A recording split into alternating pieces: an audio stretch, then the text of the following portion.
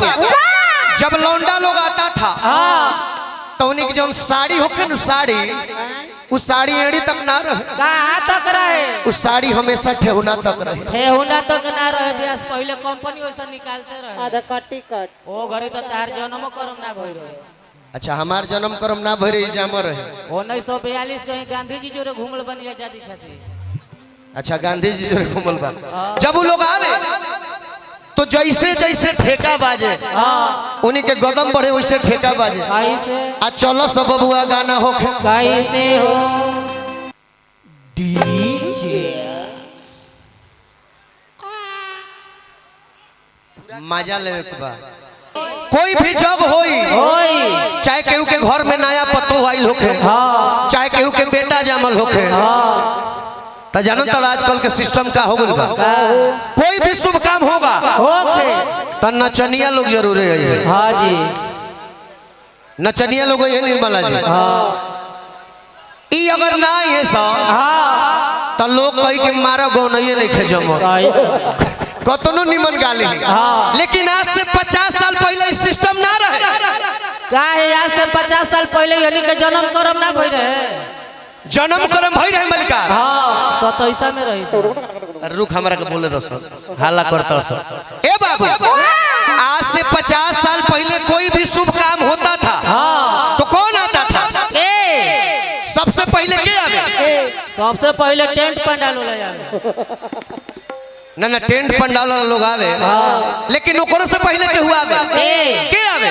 ओकरो से पहले हलवाई आवे खाए बनावे वाला।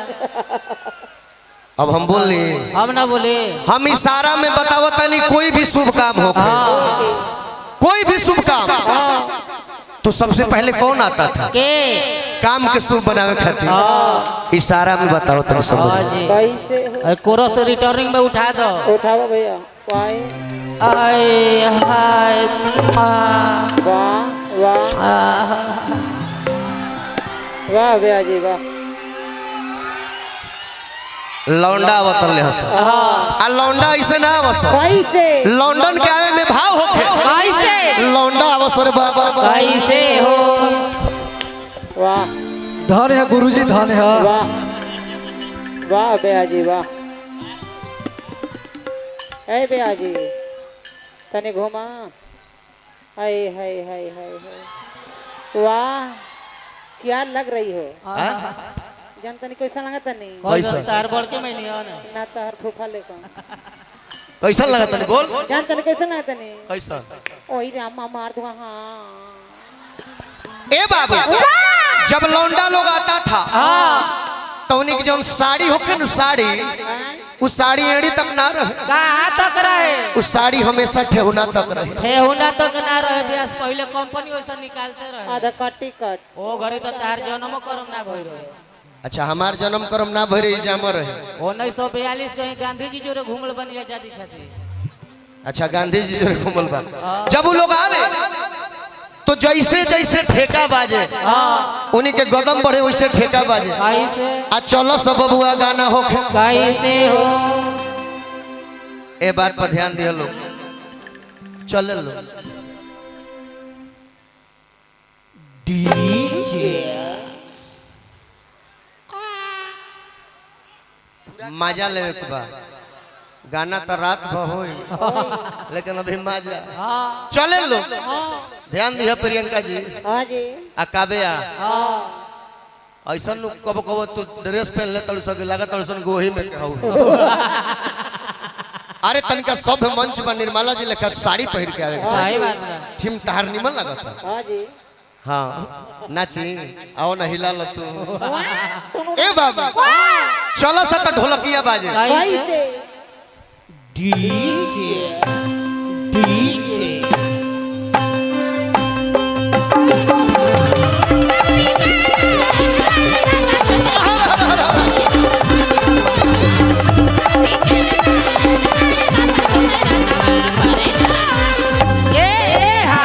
आवते आवते कहो का हो कि आज जिन शुक्रगुजार ने हमें इस वैशाली की पावन पवित्र धरती पे बुलवाया है हाँ जी हमारे चंदेश्वर राय मुखिया जी को हाँ जी लहे लहे दिल से ओई रामा शुक्रिया अदा करो सर लहे लहे दिल से हाँ जी तहे तहे दिल से, कोमल कोमल दिल से, छोटे छोटे नन्हे नन्हे दिल से शुक्रिया अदा करते।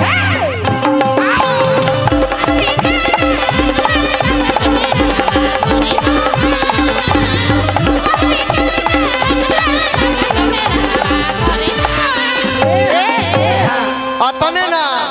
आ गाना गावस कि माता जा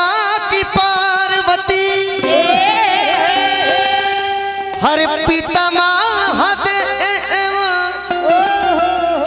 आ लड्डुअन के भोग लगे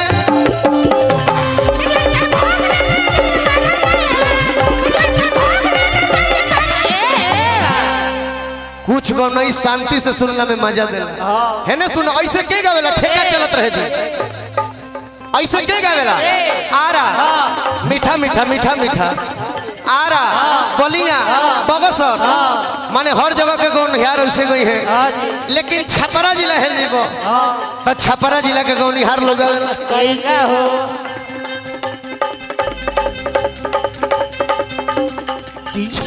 छपरा जिला है। अरे माता जाकी पार्वती मैया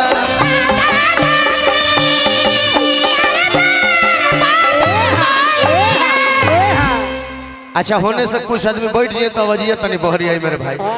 वहाँ के कहत तनी है ना से तनी बैठ जाए के बाद हाँ अरे वह समय तनी तनी हट जाए ना कंडो भी हट जाइए भैया। अभी कितना कलाकार गावे के बड़े गौन ये बिगाड़ दे सब जना अब कि माता जाके पार्वती मोई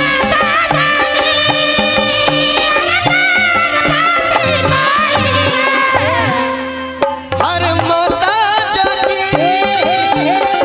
पार्वती मोई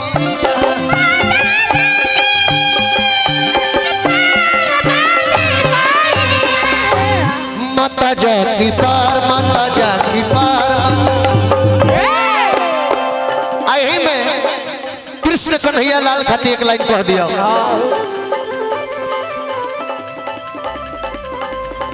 मुरली में छेड़ ले गनवा मुरली में छेड़ ले गनवा बनवा में नंद किशोर हो बंसी बजवैया कन्हैया माखन चोर हो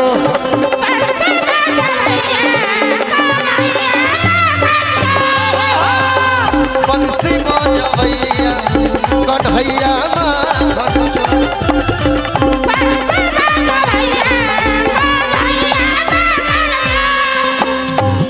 बंसी बजवैया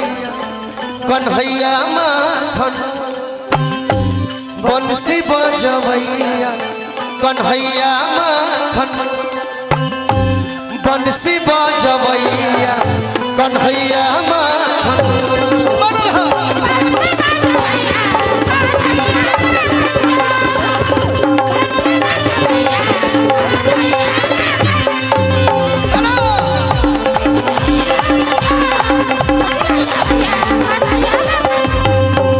बंसी बजवैया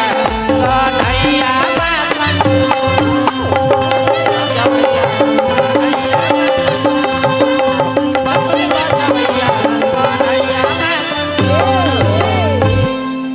सुमरन निक लागल थोपड़ी बजा के आशीर्वाद देवे काम बा